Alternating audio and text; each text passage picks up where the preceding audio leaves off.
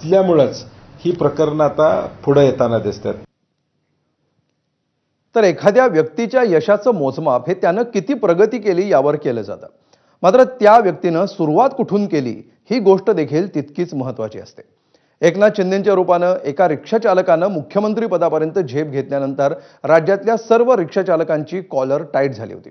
पण शिंदेंप्रमाणेच महाराष्ट्रामध्ये अनेक नेते आहेत ज्यांच्या करिअरचं मीटर हे रिक्षापासून सुरू झालं. या नेत्यांचा रिक्षापासून राजकारणापर्यंतच्या प्रवासाचा आढावा घेऊया या स्पेशल रिपोर्टमधून.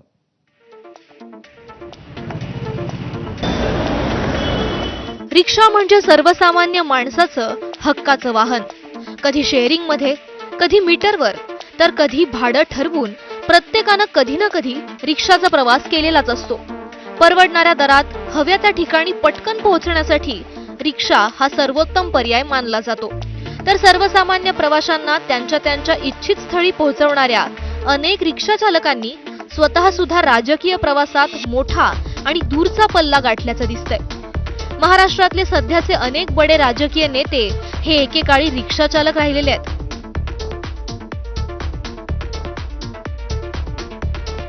नुकतेच महाराष्ट्र भाजपच्या प्रदेशाध्यक्ष पदाची धुरा हाती घेतलेले डोंबिवलीचे रवींद्र चव्हाण हे त्यापैकीच एक. सध्या पक्षाचा गाडा हाकणारे रवींद्र चव्हाण त्यांच्या उमेदीच्या काळात रिक्षा हाकायचे. डोंबिवलीत रिक्षा चालवताना अनेक आव्हानांचा सामना करावा लागतो. वाहनांची प्रचंड गर्दी, एकमेकांना ओव्हरटेक करण्याची स्पर्धा आणि आपल्या रिक्षाकडे प्रवाशांना आकर्षित करून घेण्याचं कसब हे रिक्षा चालक म्हणून अंगी येणारे गुण राजकीय आयुष्यातही उपयोगी पडतील याची कदाचित त्यावेळी त्यांना कल्पनाही नसेल. डोंबिवलीच्या रवींद्रप्रमाणेच पुण्याचे रवींद्र म्हणजे रवींद्र धंगेकर हे सुद्धा माजी रिक्षा चालक. ते देखील पुणेकर रिक्षा चालक. त्यामुळे पुणेकर कसा विचार करतात हे रिक्षा चालवता चालवता त्यांच्या लक्षात आलं असावं. राजकीय प्रवासाचं मीटर टाकण्यापूर्वी बराच काळ ते रिक्षाचं मीटर डाऊन करायचे. नगरसेवक झाल्यानंतर सुद्धा दिवसा समाजकार्य आणि रात्री रिक्षा चालवण्याचं काम करून त्यांनी आपला चरितार्थ चालवला. सध्या काँग्रेसमधून आपली राजकीय रिक्षा शिंदेंच्या शिवसेनेच्या स्टँडवर घेऊन आलेले धंगेकर जुन्या आठवणींनी आजही भावुक होतात. बघा, शाळेत जीवनापासून मी तसं संघटन करण्याचा माझा ते प्रयत्नच होता. आणि संघटन करत असताना शाळेत जीवनामध्ये मी कबड्डी असेल, कुस्ती असेल, ह्याच्यामध्ये मित्र परिवार सगळं जमवायचं, त्यांच्यावर खेळायचं, बागडायचं.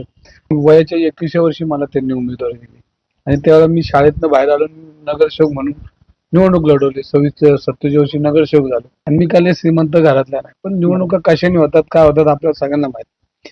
पण हे सगळं करत असताना मग रिक्षा चालवली, मग बाकीचे छोटे मोठे उद्योग केले. माझा स्वतः आमचा कौटुंबिक व्यवसाय होता चुना कोळशाचा, त्याच्यावर बसायचो. म्हणजे हे सगळं छोट्या कुटुंबातून घडण्याचं काम शिवसेना प्रमुखांच्या विचारांमुळे त्यांच्यामुळे आम्ही घडलो. महाराष्ट्राचे सामाजिक न्याय मंत्री संजय शिरसाट हे सुद्धा 80च्या दशकात रिक्षाचा व्यवसाय करायचे. शिवसेनेच्या झंझावातात शहर संघटक म्हणून त्यांची नियुक्ती झाली आणि राजकीय ट्रॅकवरील त्यांची रिक्षा सुद्धा टॉप गिअरमध्ये धावू लागली.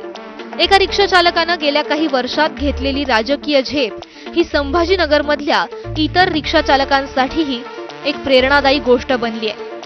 कोणी सपोर्ट जर केला तर आम्ही मोठे होऊ. सपोर्ट नाही कुठे होणार आहे, पुढे कुठे जाणार. मुख्यमंत्री झाला, पालकमंत्री झाला ना. हो झाला ना. मग त्यांना कोणी सपोर्ट केला तेव्हा ते पुढे गेले ना. आता आम्हाला कोणी सपोर्टच नाही करणार तर आम्ही कुठे जाणार, रिक्षामध्ये काय करणार आहे आम्ही. आता हे दोघं तर झाले, हे कधी झाले, पहिले सुरुवात तर त्यांनी कुठून गेली, रिक्षातूनच गेली, बरोबर आहे. ज्यावेळेस बाळासाहेब होते त्यावेळेस त्यांचं झालं. आज होऊ शकतं का? आज बाळासाहेब नाही, आज याच्यानंतर कोणी होणारही नाही. मला वाटत तुम्ही काय व्हावं. आम्हाला काय वाटणार आहे, काय होणार याच्यात 700-800 रुपयात रोजच्या खर्च करायलाच पुरत नाही. ते तो रिक्षाचा खर्चच होत नाही, भागत नाही, तर याच्यात पुढचा विचारच करू शकत नाही. भाजपचे माजी प्रदेशाध्यक्ष चंद्रशेखर बावनकुळे यांच्या आयुष्यात सुद्धा सुरुवातीचा बराचसा काळ रिक्षाच्या 3 चाकांच्या साथीनं गेला. माझा कट्ट्यावर त्यांनी हा काळ आपल्या शब्दातून जिवंत केला होता. असा एक काळ आला लग्न केल्यामुळं की त्या काळात 4 वर्षात मला ॲटो चालवायला लागला, दूधही विकायला लागलं. आईच्या मंदिरात त्या ठिकाणी खूप दिवस मला त्या ठिकाणी वेदनाही म्हणजे यात त्या ठिकाणी वेदनाही झाल्या. तो काळ आम्ही बघितला. त्या काळातनं बाहेर आलो. मग पुन्हा घरच्या लोकांनी स्वीकारलं, पुन्हा त्या जुन्या लाईन, म्हणजे आमचे वडील तसे होतेच, आमच्या घरी पैसा पाणी होताच, पण तो काळ असतो जीवनातला एक, ज्या काळामध्ये तुम्हाला असे दिवस येतात, एक तो वाईट काळ आला होता.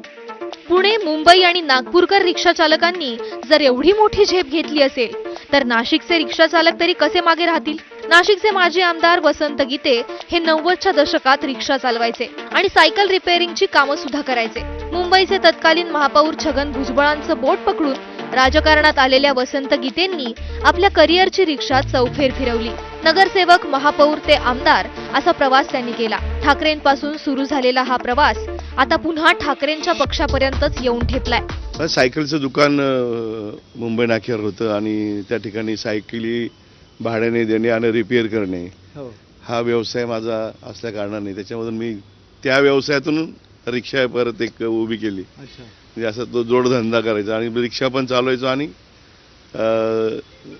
सायकल दुकानात मी चालवायचं, अशा दोन्ही विभागातून त्या ठिकाणी मी काम केलं. हो हो. पण मग किती वर्ष तुम्ही रिक्षाच्या व्यवसायामध्ये होता आणि कधी असं वाटलं होतं का की तुम्ही आमदारपर्यंत जाऊ पोहोचाल? नाही, त्यावेळेस कधी असं वाटलंही नाही नगरसेवक हो किंवा फक्त शिवसेनेचा शाखा प्रमुख हेच सगळ्यात मोठं आमचं पद होतं. महाराष्ट्राच्या एसटी महामंडळाचा कारभार चालवणारे परिवहन मंत्री प्रताप सरनाईक यांनी सुद्धा रिक्षा चालवण्यापासूनच आपला प्रवास सुरू केलाय. उपमुख्यमंत्री एकनाथ शिंदे यांचे खंदे समर्थक असणारे प्रताप सरनाईक या दोघात रिक्षा हा समान धागा होता.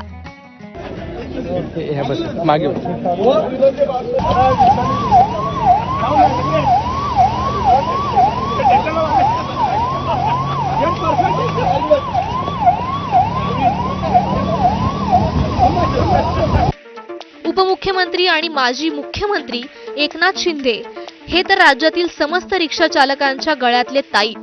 रिक्षा चालक ते मुख्यमंत्री हा त्यांचा प्रवास जितका अविश्वसनीय तितकाच अभिमानास्पद आहे.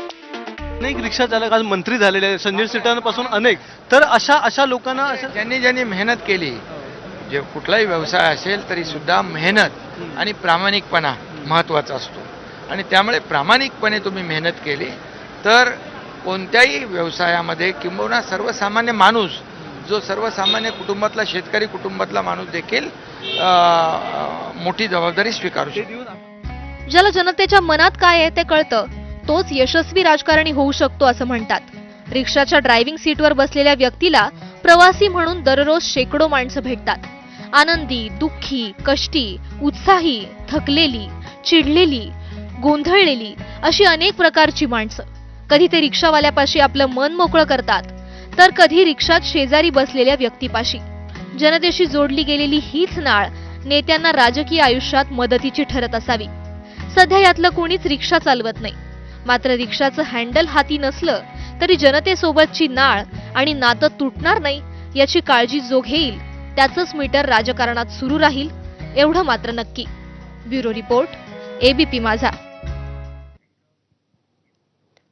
पुढची बातमी. मुख्यमंत्री देवेंद्र फडणवीस आणि उपमुख्यमंत्री एकनाथ शिंदे